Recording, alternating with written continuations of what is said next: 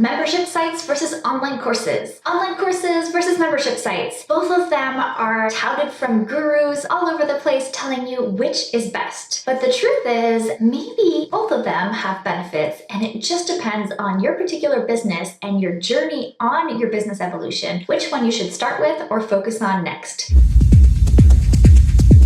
I'm Natalie Lucier, founder of AccessAlly, and in this video and all of my other videos, you'll learn how to scale your business using courses and memberships through technology. So one of the biggest mistakes I see people make is that they start off with an online course and say they are charging $500 for this course, and they've got maybe a handful of people signed up and it's going all right, and then suddenly they hear about membership sites and they're excited about the prospect of recurring revenue. Because when it comes to online courses, you and I both know that if you're doing a launch model, you're going to have ups and downs and feast and famine when you're launching your courses. You'll have a great month, 1 month when you're launching, and then crickets after that and no income coming in. So recurring revenue is extremely enticing. And this is where recurring revenue membership models come in. Now, the mistake I see entrepreneurs make is that they will take their course and turn it into a membership. And maybe they charge $50 a month. And this is great because they have more people signing up for their membership because it's a lower price point. But the downside is that people who are signing up for their membership don't stay as long as if they would have been paying for a course. So for example, maybe they stayed for a month or 2 or 3 months. And so they only end up making $150 per customer as opposed to the $500 they started out with. Even though now they're on the hook for maybe creating content every month or doing coaching every month, that is a really crappy scenario. Now, what we just described is the lifetime customer value. And if you want to take a look and find out more about how to optimize and increase lifetime customer value through cross-selling, upselling, and downselling, you'll want to watch that video right here. For the scenario I just described, there is a tweak you can make to avoid this mistake. So if you already have an online course that's priced at a certain amount, instead of turning it into a recurring monthly membership, turn the full price into your yearly price, and that becomes your recurring revenue. So people will stay on year after year at that same price. And this way you'll have that upfront income and you can reinvest that into your business and growing it and getting even more customers and delivering what it is that you offer. All right, so I promised you a battle between online courses and membership sites. So let's take a look at the pros and cons of each. So first we have online courses and the benefits of them. So the great thing with an online course is that you create your content once. So you're not on the hook in this hamster wheel of constant content creation. However, you're probably not going to leave the content that you created there forever. So you will probably come back and update it as you learn more and as you get feedback from your customers. So it's not completely one and done, but it's definitely not as much content as a ongoing recurring membership. The other benefit for online courses is you can charge the money up front. People are used to paying right away for the thing they're about to get. That means you've got that great cash flow coming in at the very beginning. Yes, you could offer payment plans, and there's a great way to do that if you're using the AccessAlly software to sell your online courses and memberships. And there are reasons to do payment plans because it might also increase your conversions, but overall you'll have at least a good chunk of people signing up upfront and paying full price. The other benefit of online courses for your students is that it tends to be a time frame type of situation. So you can usually get people results a little bit faster than with a membership. And that's great if the kind of content or topic that you teach on is something that can get results quickly, because the faster you get people results, the more they're going to love your content and the more they're going to tell their friends on how amazing and successful they were with your course. And another benefit of online courses is that you can decide when you want to run your courses live or when you want to do your launches. You can design your schedule around the year, and if you need to take time off because it's summertime and your kids are out of school or because it's the holiday season, it is totally in your control when you do your course materials and when you're launching. That's another benefit, is a little bit more flexibility around your schedule. All right, so what are the downsides of online courses? Well, the first one is that you only get paid once, right? So usually somebody is used to paying for something and then they get access and that's it. They might not give you any other money. Now, the other side is the feast or famine that comes with that. So if you have customers coming in, you have a great launch, and along those lines, you might have those feast and famine cycles with online courses and launches. You might have a great month, your bank account fills up, you're excited, and then a couple of months later, it's dwindled back down because you haven't launched again. And finally, the last downside of an online course is really that you have to get new customers all the time to keep selling that same course. That means you're constantly marketing, creating other other free content or doing other things, whether that's advertising or speaking or other types of things to really get people in the door and get those new customers. So you really can't completely rest as you are building this business.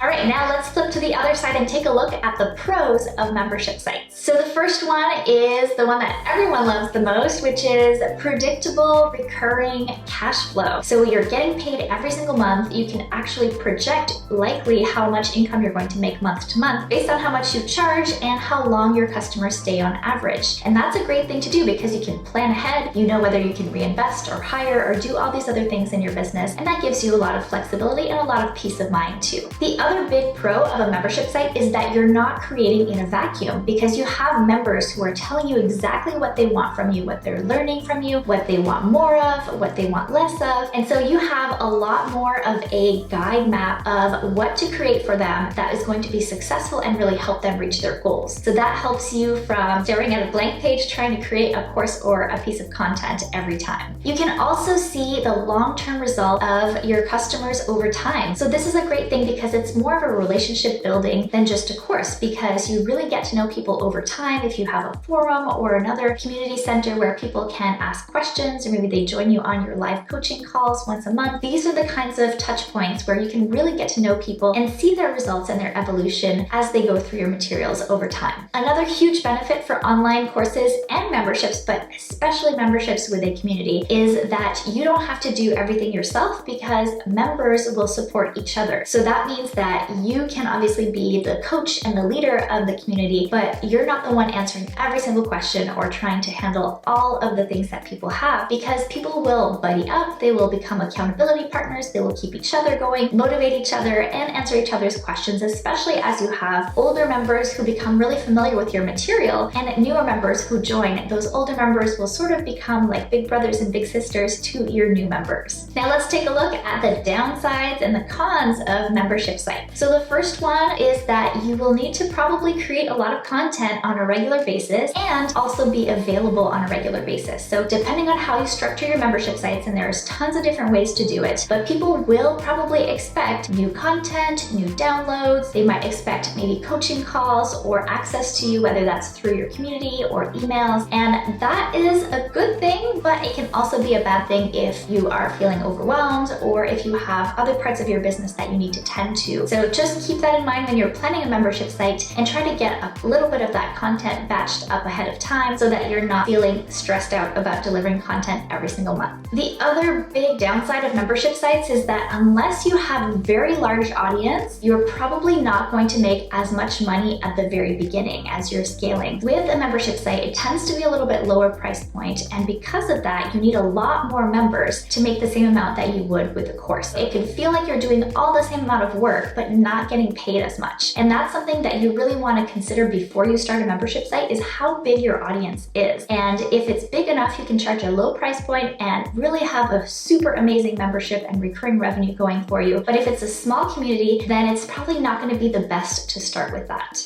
And finally, the last membership site con is that cancellations happen and they're not fun. So if you have ever run a membership site, it's just part of the business. It's totally normal. People sign up for things and then things change in their lives. Maybe they were super excited about this topic. Maybe they got everything they needed out of the membership and now they're ready to move on to another aspect of their lives or their personal development or business development, whatever it is that you teach on. So that is something to think about too, is that even though it's a long-term thing and you will have people who stay super long-term and who become super fans and stay with you for years, there will be people who come in and who leave and who churn and cancel. So that's something to think about. How is that going to feel for you? And just developing a bit of a thicker skin. So how do you decide between these two? Well, let's take a look at a couple different factors so you can decide what's going to be the best option for you. Now, the first thing is to note that it is not mutually exclusive. You don't have to have just an online course or just a membership site. And in fact, having both types of offerings tends to be a great way to build a business that's scalable and a little bit more steady and predictable. And the best part of that is that people might move from one to the other, and that's a great way to have that cross-selling and upselling built into your business. So if your topic and your expertise really lends itself to teaching people in a dedicated time frame, then I think doing an online course first is a great way to go, because you can really get people those results, get those testimonials, prove yourself, and get a lot more income straight up ahead. So that's a great great way to go because businesses need cash, especially in the beginning, and it's a great way to get feedback quickly and